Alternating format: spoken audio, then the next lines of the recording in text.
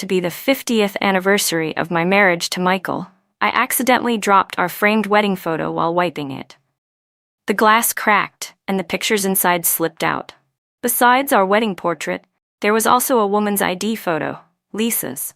I quietly picked it up and tucked it into a drawer. I had long sensed that the one my husband truly loved wasn't me. I could only numb myself and pretend not to know. But now the naked truth was right before my eyes. I looked toward Michael, who was standing alone on the balcony, and said evenly, "Let's get a divorce."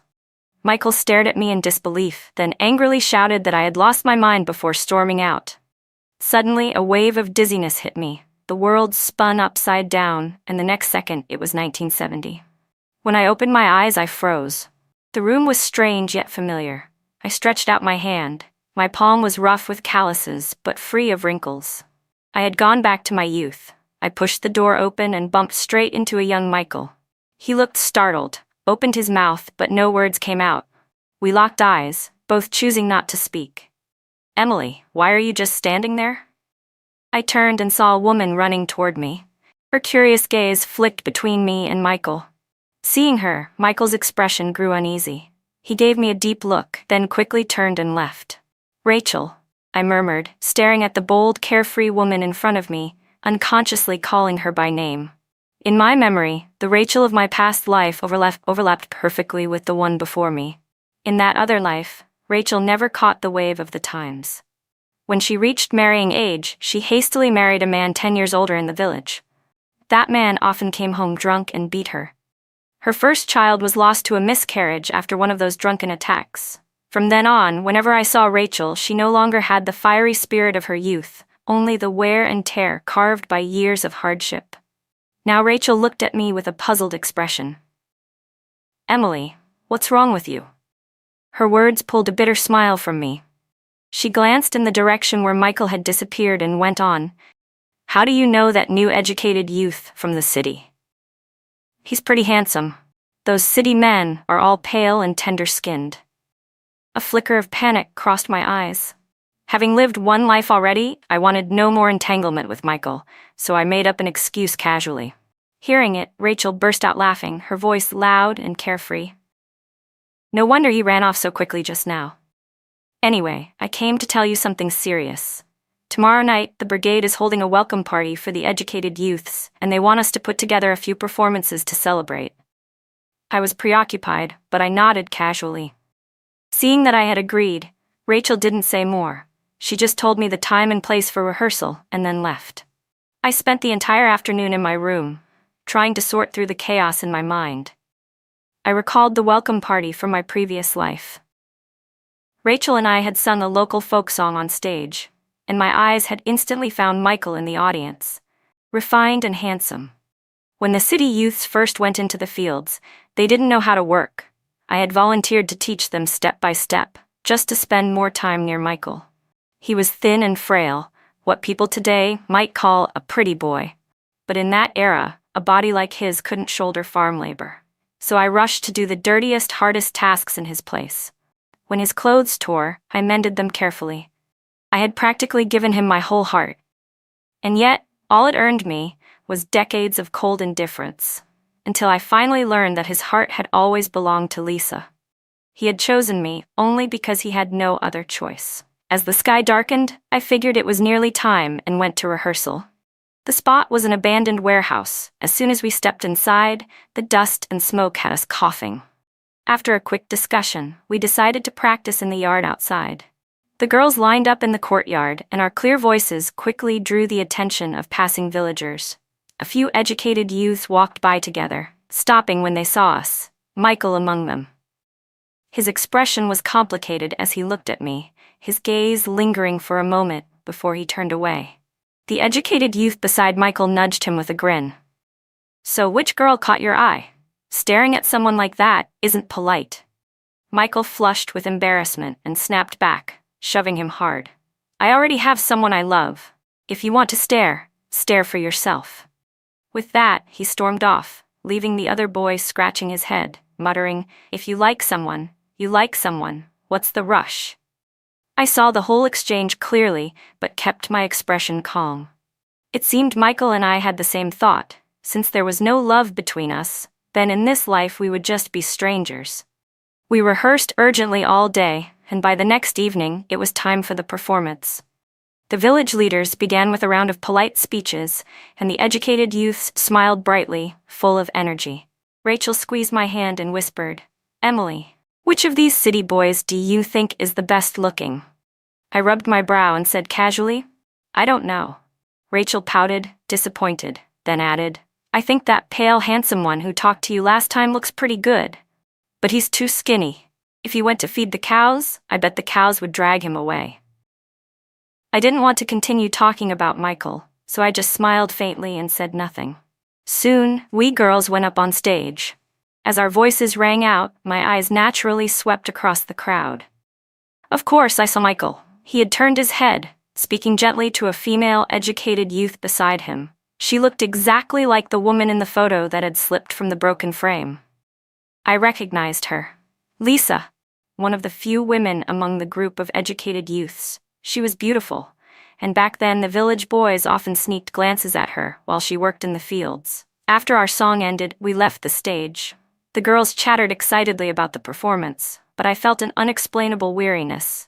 Perhaps my old soul hadn't yet adapted to this young body. I sat down to rest when suddenly a shadow fell across me. A clear, gentle voice asked, "Are you Emily?" I looked up into a refined, handsome face. I knew he was one of the educated youths, but in my past life we'd never really spoken. "It's like this," he said. "Tomorrow is our first day working in the fields, and we need someone to guide us. The villagers told us to find a girl named Emily." I froze for 2 seconds before remembering. Last time, before anyone else was assigned, I had volunteered myself. "No need to call me teacher. Just call me Emily," I said with a smile. He nodded and introduced himself as Daniel. We began discussing the farm work for tomorrow, and before I realized it, we were talking about all sorts of other things. Having lived one lifetime already, my knowledge and insight were no less than these college students, so I answered Daniel's questions with ease. In the dim light, I caught a flicker of something unusual in his eyes, but I didn't think much of it. Our conversation grew so lively that I lost track of time. By the time we reached the square, most people had already left. "Daniel, what are you chatting about with this girl?" "Everyone else is gone." A sudden voice cut in, interrupting us. I looked up. It was the same boy who had teased Michael yesterday. His name was Peter. "Don't talk nonsense." Daniel frowned.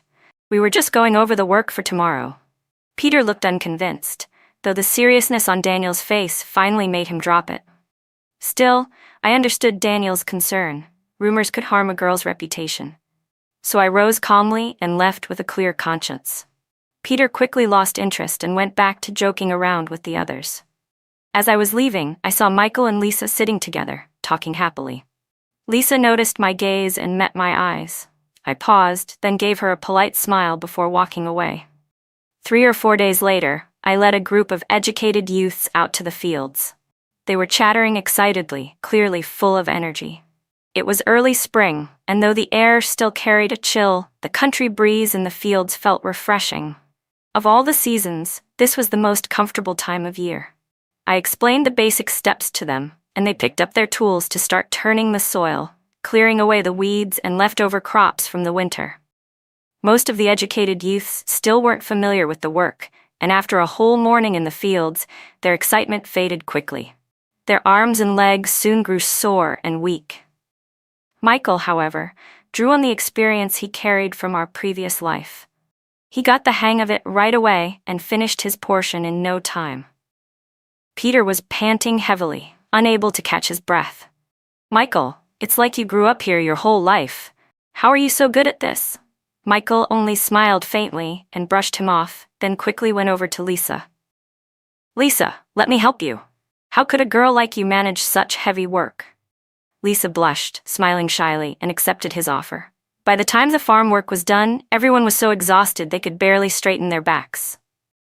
We headed to the village office to exchange our work points for grain. For the next several days, I spent my mornings guiding them through farm work. Once they got the hang of it, I returned to my own tasks. I kept track of time in my head, Just a few years from now, the college entrance exams would be reinstated. I was certain Michael remembered this as well. Lately, whenever he had free time, I often saw him reading and reviewing. I couldn't take the exams, but I knew these next few years would be a golden time for economic growth. I was determined to seize the chance. Since I'd been given a new life, I would never again waste it away, trapped in a marriage like before. In the days that followed, Daniel would often seek me out to chat. "Emily," he said once, "sometimes I feel like you don't belong to this place. You know no less than a college student." Of course, I had lived decades longer than them, so naturally I understood more. But that wasn't something I could tell him, so I only smiled. "Emily, what do you want to do in the future?" Daniel's voice carried a hint of shyness and caution. The way he addressed me was unexpectedly tender. I turned my head to look at him, hesitated for 2 seconds and asked, "Why are you asking me that?" He was afraid I'd misunderstand, so he hurried to explain. "I didn't mean anything else. It's just, you're different from the others. I don't think you'll just marry when the time comes. Maybe you'll go to the city." I hadn't decided yet, but my eyes shone with anticipation. "I don't know yet," I admitted, "but I do know one thing. In this life, I won't be trapped in a marriage and become a bitter woman again." After that talk, I walked home slowly, but from a distance I noticed a group of people gathered anxiously at the village office. I didn't pay much attention and kept walking, until suddenly, someone grabbed my hand. Startled, I turned and saw Michael's worried face. "Emily, do you have any fever medicine? Lisa has a fever." He was drenched in sweat with worry. Memories from my last life flashed back, how I had taken on all the dirty and heavy work for his sake, only to have a beam from the pigsty collapse and strike my back. Even as I lay there in agony, crying out for help, Michael had turned away. He didn't want anyone to notice the connection between us, so he simply watched me lying on the ground. It wasn't until a neighbor woman heard my cries that someone finally carried me to the hospital. I had suffered for days and nights in pain, and all Michael had done was visit me twice with the other educated youths, indifferent and detached. Though many years had passed, that wound had remained a thorn in my heart. Seeing him so frantic now, I finally understood. It wasn't that he was born cold and heartless. He simply didn't care about me, so he had no reason to worry. I forced a bitter smile. "I don't have any." With that, I tried to turn away, but Michael stepped in front of me. "Emily, do you realize what's happening? Stop being so petty. Lisa is really sick." I frowned, confused by his words. I truly don't have any fever medicine. In this era, medicine was precious. It wasn't something every household had lying around. Anger darkened Michael's expression. "That's not true. In our last life, when I had a fever, you gave me medicine. I remember it clearly." And at that moment, I remembered too. Michael had always been weak and unfit for farm work in our past life. Michael had always been slower at the farm work than the others, often finishing last. It wasn't hard for him to catch a chill, and back then I had been just as anxious as he was now, maybe even more. I had knocked on every door in the village before finally borrowing a few fever pills for him. Now I didn't want to explain all of that, so I said coldly, "I really don't have any. If you've got time to waste arguing with me, you'd be better off asking a few more households." It was the most honest advice I could give, but Michael refused to let it go. He grabbed my arm roughly. "Emily, you're unbelievably selfish. I must have been blind to spend decades with someone like you." He let out a cold laugh, his tone laced with something sharp and bitter. "I almost forgot. You've got someone new now. I never realized you enjoyed chatting so much. We were married for years, and I never once saw you talk with me all night. But Daniel, you've got him spinning around you. He praises you to everyone every single day." I frowned, instinctively snapping back. "Whatever is between us, don't drag other people into it. Daniel and I have only chatted for a few days, nothing more. What he says about me is his business, not mine. My conscience is clear. Besides, what right did Michael have to accuse me? When we first got together, I had wanted to share everything with him. I'd tell him how poor the harvest was that year, and he'd reply that a farmer's life was hopeless and that it was better to go to the city. I'd tell him Rachel had married, but her husband treated her badly, and he'd dismiss it, saying Rachel was foolish and lucky anyone had married her at all. Bit by bit, I learned to stay silent. If I didn't speak, I wouldn't be contradicted. If I didn't confide, I wouldn't be dismissed. Remembering all this, I looked at Michael now, and a trace of quiet disgust flickered in my eyes. I shoved him hard out of my way and continued down the road alone. By then, night had fallen completely. I walked carefully along the dirt path, which had turned muddy from the recent rain. Each step was difficult, and when my foot suddenly sank deep into the muck, I lost my balance and stumbled toward the ditch at the side of the road. A sharp pain shot through me, and I thought I heard the crack of bone. The agony dragged me back to memories of my past life, of when the beam had fallen on me. Michael rushed up beside me, carelessly stretching out a hand to pull me up. I ignored it, trying to get to my feet on my own. He sneered, his face darker than before. "Are you insane? Move like that and you'll end up paralyzed for the rest of your life. Don't think I'll take care of you." He shifted uncomfortably and added, "I'm only helping you out of the bond we had as husband and wife in our past life. Not because I care. Don't flatter yourself." The stabbing pain in my back left me with no patience. "Then get out of my way," I snapped. "I don't need you standing in front of me." Furious, Michael yanked his hand back and stormed off. He walked dozens of steps without hearing me call after him, then suddenly whirled around, shouting angrily, "Emily, you're a fool. Absolutely sick in the head." He strode back toward me, only for another figure to reach me first. "Emily, are you okay? Did you fall? I'll take you to the hospital." Daniel's face was filled with worry, his concern plain as day. By then I was drenched in cold sweat, my lips trembling as I whispered, "Okay." With my consent, Daniel swept me up into his arms, carrying me like a princess. Michael's eyes reddened as he blocked Daniel's path. "Men and women shouldn't be this close. What do you think you're doing?" Daniel's eyes turned icy. "What I'm doing is exactly what should be done." With that, he carried me straight to the village leader. That very night, they hitched a cart to an ox and rushed me to the county hospital. After resting for a few days, my injuries were almost healed. During my stay in the hospital, Daniel, being an educated youth himself, couldn't visit me often. But once I returned to the village, he ignored the gossiping eyes of others and brought me 3 meals a day. He even used the work points he had earned to give me grain. I was deeply grateful, and once I recovered, I also began to look after him in small ways. In the following years, I worked during the day to earn work points, and at night I burned lamp oil to study whatever knowledge I could. Though I hadn't fully decided on my future path, I knew for certain I wanted to go to the city first. After that night, even though Michael and I lived in the same village, we never crossed paths again. Still, I heard from Rachel that he and Lisa were officially together. When I first heard it, I froze for a moment, but soon I felt nothing at all. A few years later, carrying my luggage, I left for the city to stay with relatives. At first, I was lost. In my last life, I had followed Michael to the city, and through his connections, he had placed me in a factory job. I had never found work on my own before. Now I tried applying to several garment factories, but without a diploma and with only a rural household registration, I was rejected again and again. Still, I didn't give up. By day, I went from place to place for interviews, and by night, I took temporary jobs to earn some money. Finally, thanks to the clothing knowledge I had carried over from my past life, I managed to secure a job at a garment factory. Seated beside me was a woman in her 40s, whom everyone called Auntie Hong. She had worked at the factory for many years and had wide connections. We got along well, and she often helped me a lot. One day she said, "Emily, you're young and pretty. If you went out to sell clothes, I bet many people would buy them." Her words struck a chord in me, and my eyes lit up. What girl doesn't love beauty? In my last life, I had been beaten down until I lost all confidence, feeling like an ugly duckling.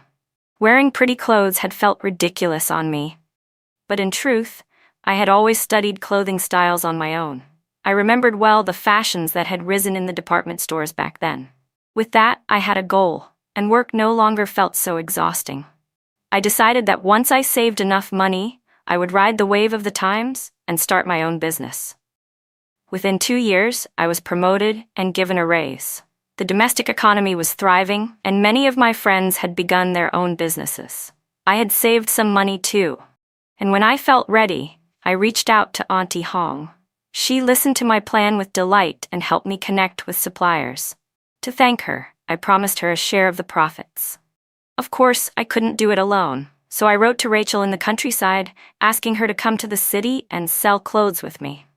Rachel was hesitant at first, but her family had already started arranging blind dates for her, which left her frustrated. Taking advantage of a moment when no one noticed, she bought a ticket and boarded the night train to the city. When she saw me, she exclaimed loudly, "Emily, you've really changed so much." I laughed, exchanged greetings with her, and then told her about my plan. My ambitions weren't grand, but I wanted to change both our fates through business.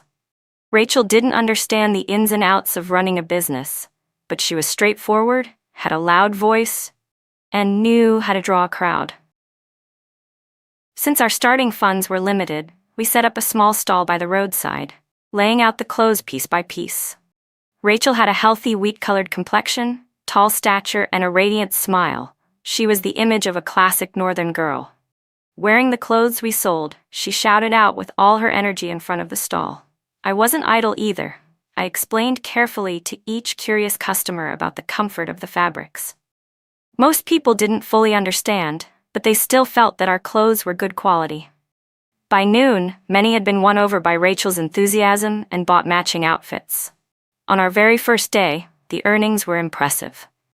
Excited, I took Rachel to the department store, where we bought a pile of snacks and candies.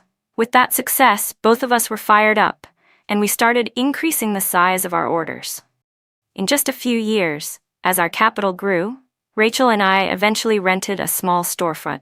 In just 2 short years, we had transformed from naive young girls into capable businesswomen who could hold our own in the marketplace.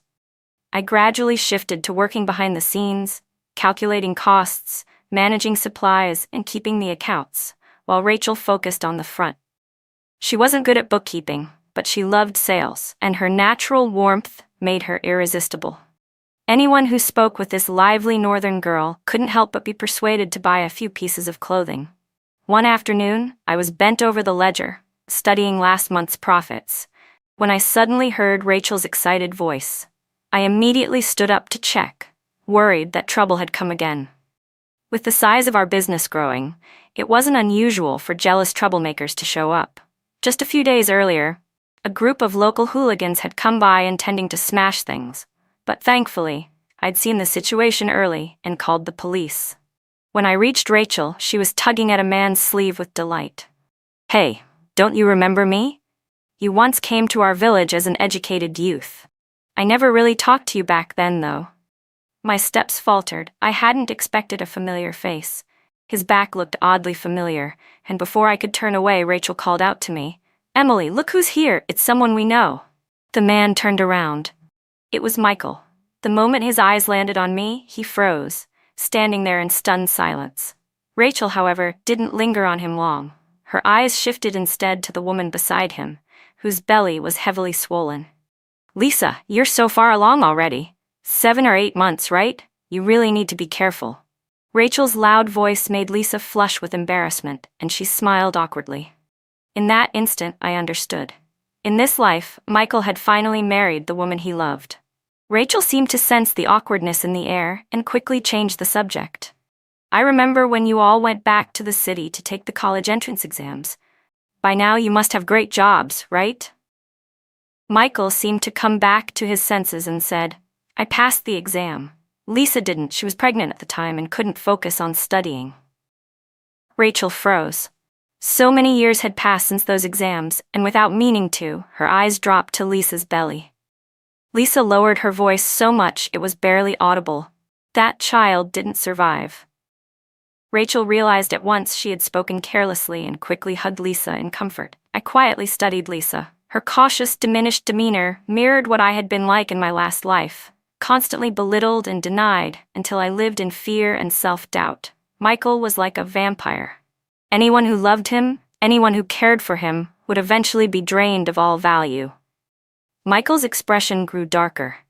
He abruptly yanked Lisa away, dragging her out of the store, their backs almost like fugitives fleeing the scene. That encounter felt like nothing more than an interlude, leaving no real trace on the life Rachel and I had built. By then, our clothing shop had taken solid shape. We hired several clerks to serve customers, while I started planning something new. I wanted to learn a foreign language. Many overseas clothing styles hadn't yet reached China, and if I could study abroad for a few years, then return, my store would surely rise to a new level. I had never formally studied a foreign language, only glanced at Michael's review materials in my last life when he was preparing. This time, I went to the bookstore, bought a stack of books, and asked Rachel to take care of the store while I devoted myself to learning. Once I judged the timing right, I packed my luggage and left for another country. For a year abroad, I wandered through every street and alley, studying each piece of clothing in the malls carefully. At night, I would sketch designs from memory, recreating what I had seen. I even made surveys, printed them, and handed them out to passers-by, collecting data on which styles people preferred and which fashions appealed to different age groups. Besides that, I often sat quietly in a corner of the plaza with my sketch pad, watching people. Whenever I encountered a beautiful scene or a stylish outfit, I would capture it on paper. These sketches had become my record of inspiration. That day, I was focused on a young girl in a white dress squatting on the ground, surrounded by pigeons, a picture of peace and quiet. I lifted my pencil and gently outlined her figure on the paper. Suddenly, a voice came from behind me. "Emily?"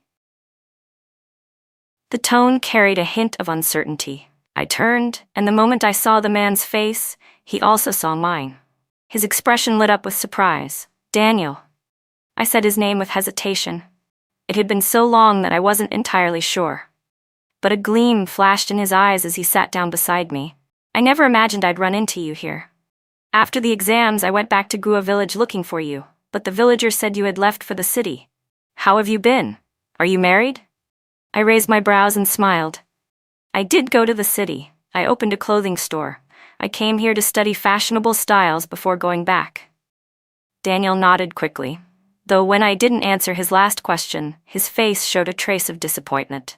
My eyes glimmered with mischief, and I added, "I've been busy with work. Who has time for marriage?" Instantly, his expression brightened, a smile spreading across his lips. He insisted on taking me to dinner. At the restaurant, I wrote down the address of my shop on a slip of paper and handed it to him. "This is my clothing store. You can come find me if you have time, and if you want to buy clothes, I'll give you a discount." He smiled as he took it, folded it neatly, and slipped it into his pocket. We chatted for a while, and just before we parted, he handed me his brooch. He seemed to have words on the tip of his tongue, but held them back, only smiling instead. I didn't ask, and we both tacitly let it be. Something tender and ambiguous began to grow between us, but our main focus was still on our careers. He didn't have the courage to break through that barrier, and I wasn't yet ready to accept a relationship. After a year abroad, I returned home with stacks of sketches. In just 1 year, the changes in China were immense. The street where our shop stood was now lined with many new stores, and business wasn't as good as before. Competition among clothing shops had become fierce.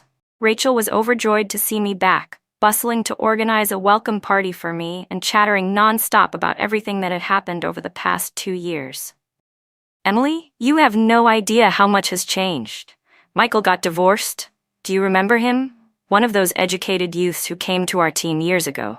I nodded. "I remember." Rachel, encouraged by my response, went on with even greater excitement. "You wouldn't believe it. Back when he was chasing Lisa, he poured his heart out to her, practically worshipped her. But after they married, he started looking down on her, blaming her for failing the college entrance exams and for being useless. He'd scold her at home all the time, calling her a burden." I was stunned, though not surprised. That was simply who Michael was. His nature never changed. Rachel shook her head with sympathy. "Lisa was pitiful. She had been pregnant, and even then he treated her like that. In the end, she lost the baby. She fell apart afterward, her mind no longer well. Her parents came and took her back home. They're intellectuals living in the city, and when they saw how their daughter had been treated, there was no way they'd let it go. They pulled some strings and had Michael's job taken away. Now he can only work in a factory. And he was a college student once. I sighed softly. It's just a shame Lisa gave her heart to the wrong person. My tone carried a grief I couldn't hide, a grief not only for Lisa in this life, but also for myself in the last. Rachel fell silent for a moment, then seemed to remember something. Oh, Emily, are you and Michael close? Ever since he lost his job, he's been coming around our store asking about you. A wave of disgust rose in me. No, we're not close. My voice was cold, sharper than I intended. Rachel immediately sensed something was off. I only nodded, feeling a little puzzled, but I didn't let my thoughts linger on Michael. The very next day after returning home, I contacted my suppliers and gave them my sketches, along with detailed requirements for the styles I wanted produced. I also reached out to Auntie Hong, the woman I had once worked with at the factory. She had been dismissed because of her age, and when I learned the news, I immediately brought her in to help manage the factory work. With her years of experience, I trusted completely that she wouldn't let me down. Emily, these designs aren't available anywhere in the country yet. I'm certain they'll be a huge hit, Auntie Hong said with a smile as she looked over my sketches. My own eyes shone with confidence for the future. I started contacting investors, hoping to raise funds to expand and strengthen the business. I attended several banquets, but most of the businessmen weren't interested in putting much effort into this. Compared to light industry, heavy industry made money faster and more steadily. That all changed once my new clothing line hit the shelves. Almost instantly, it sparked a craze in the city. Orders flooded in, selling out completely. That night, Rachel, Auntie Hong, and I gathered in the shop to tally the numbers. Rachel couldn't make sense of the accounts, but when she saw the figures I had written down, her eyes lit up. Emily, we're gonna be rich! Auntie Hong laughed too, adding, now we can really expand. I nodded, unable to hide the joy on my face. Tomorrow, I'll go back to those business partners I spoke with before. This time, I'm sure we'll land the investment. And just as I expected, the next day we secured it. I immediately rented a large storefront in the city's department building, renovated it completely, and set up my own partnered factory. That way, I could guarantee that the products matched the designs without fail. Rachel suggested we hire several tall, beautiful young women to model the clothes for customers as they entered, and sales skyrocketed. One afternoon, while I was busy at the shop, I noticed a familiar figure lingering outside. I looked closer. It was Michael. He looked much older, worn down by life, even more aged than in my last life. He stood quietly outside the store for a while before walking away. It was his own doing. He had never cherished what he once had, and in the end, he was left with nothing. After that day, I never saw him again. My days were peaceful, and I almost forgot the events of my past life. Then one afternoon, the bell above the shop door rang. From the front counter, Rachel called out in her loud voice, Emily, someone's here to see you. I answered, and walked quickly toward the front. Sunlight streamed into the shop, and when I looked up, I saw Daniel standing there, smiling at me. His eyes were full of tenderness and affection as he said softly, Emily, it's been a long time. Daniel's voice stirred something deep inside me. After all the years of struggling, rebuilding, and carrying the weight of both my past life and this one, I suddenly felt a quiet calm settle over me. I smiled back at him, not with the naive eagerness of the girl I once was, but with the confidence of a woman who had built her own life with her own hands. Rachel came bustling over, her laughter echoing through the shop, and Auntie Hong looked on with her usual warmth. For the first time in decades, I realized I was surrounded not by betrayal or disappointment, but by people who truly cared for me, people who had chosen to stand by me without asking for anything in return. Michael never came back, and I no longer wondered about him.